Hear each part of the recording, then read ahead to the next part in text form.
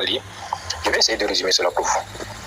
Le dernier message que Core a envoyé à travers son canal Medium, Core veut nous faire savoir qu'ils sont en train de construire un réseau tellement sécurisé, tellement évolutif et tellement décentralisé qu'aucun investisseur ne pourra leur faire bouger au fait. Voilà pourquoi ils ont essayé de nous donner les répartitions des 201 milliards de pièces qu'ils ont émises. Et c'est le plafond, c'est-à-dire aucune autre pièce ne doit venir s'ajouter au fait.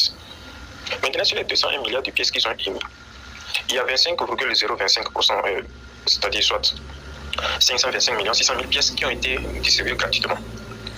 Maintenant, il y a plus de 39,995% qui doivent être distribués à travers le système de minage. On parle de minage, c'est-à-dire à travers ce que nous allons faire en faisant le staking. Nous allons recevoir des récompenses. Nous allons recevoir des récompenses. Et maintenant, ces récompenses-là, c'est-à-dire lorsqu'on va faire le minage aura un taux, c'est-à-dire à chaque année, je vois ainsi ce que le lancement a commencé en janvier 2023.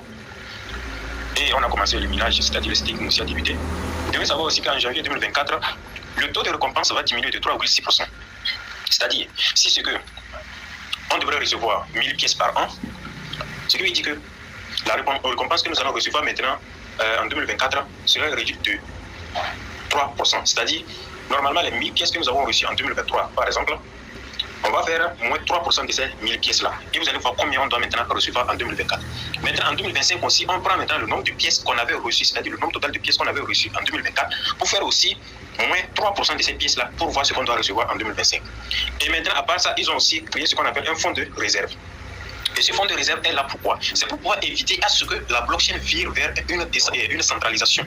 Parce que nous savons tous très bien que lorsqu'il y a des investisseurs dans un système, ils font tout pour que le système soit centralisé afin qu'ils puissent maintenant contrôler le marché. Donc CoreDAO a mis en place un système de trésorerie qui leur permettra de contourner au fait ce système de financement. Voilà pourquoi ils ont travaillé depuis ces années sans fonds extérieurs et ils l'ont bien marqué dans leur texte, sans fonds extérieurs. C'est pour pouvoir éviter que quelconque investisseur vienne pour pouvoir commencer par contrôler le marché. Maintenant, à part ce fonds de réserve, ils ont mis aussi le fonds de réserve, lui, il s'élève à plus de 210 millions, ce qui représente 10% de la tokenomie totale, ce qui permettra de financer le projet, c'est-à-dire de ressourcer le projet si le besoin y est afin d'éviter la centralisation des jetons. À part ça, il y a aussi ce que nous appelons la trésorerie, qui s'élève à plus de 199 500 000 pièces, soit 9,5%. Tout cela qui constitue toujours un moteur de fonctionnement de notre blockchain. Et en tout, on a aussi ce qu'on appelle la récompense de relais, qui s'élève à plus de 10 millions de pièces, soit 0,476%. La récompense de relais, cela permettra à ce qu'on puisse éviter les frais de gaz très élevés au fait. Les relais, c'est-à-dire les échanges, les transactions que nous allons faire, il y en aura un système de récompensation avec ces systèmes de relais. Donc tout cela a été mis en place afin d'éviter la centralisation de la blockchain. Donc vous devez savoir que nous sommes aujourd'hui dans un espace cryptographique très évolué. Et nous avons eu la chance de pouvoir avoir quelques, je vais dire miettes. Oui, il faut que tu dises la vérité. Parce que si c'est que sur 525 600 000, toi tu n'as que 10%, c'est que tu ne tiens que des miettes, quoi.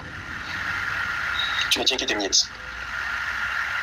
Donc les miettes que nous avons, nous devrons maintenant, notre rôle pour pouvoir participer à la sécurité et toujours à la vision à long terme, nous devrons maintenant participer à ce qu'on appelle le staking.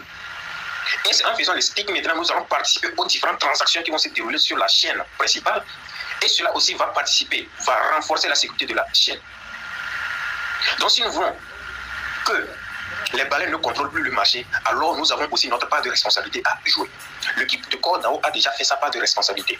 Maintenant, c'est à nous les détenteurs de pouvoir aussi remplir notre part de responsabilité en commençant par déléguer les pièces. Ça, c'est la première condition, si je peux le dire ainsi.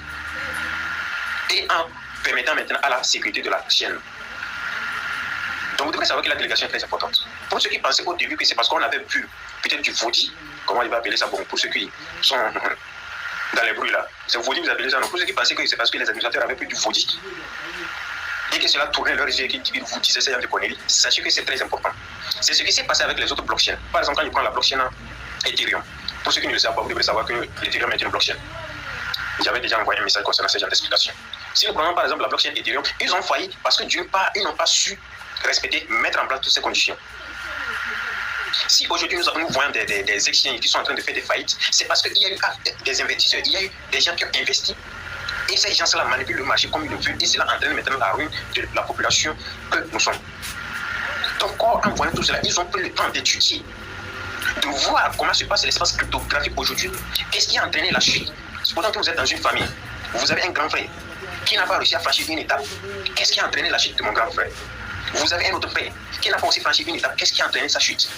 Et c'est là maintenant qu'ils ont analysé tous les points faibles de leurs prédécesseurs et ils ont mis en place le système. Et ils ont pris soin de pouvoir faire de telle sorte que le système ne vire pas vers la centralisation. C'est-à-dire, quels que soient les mouvements, que le système soit toujours décentralisé. Voilà pourquoi ils ont toujours un fonds de réserve.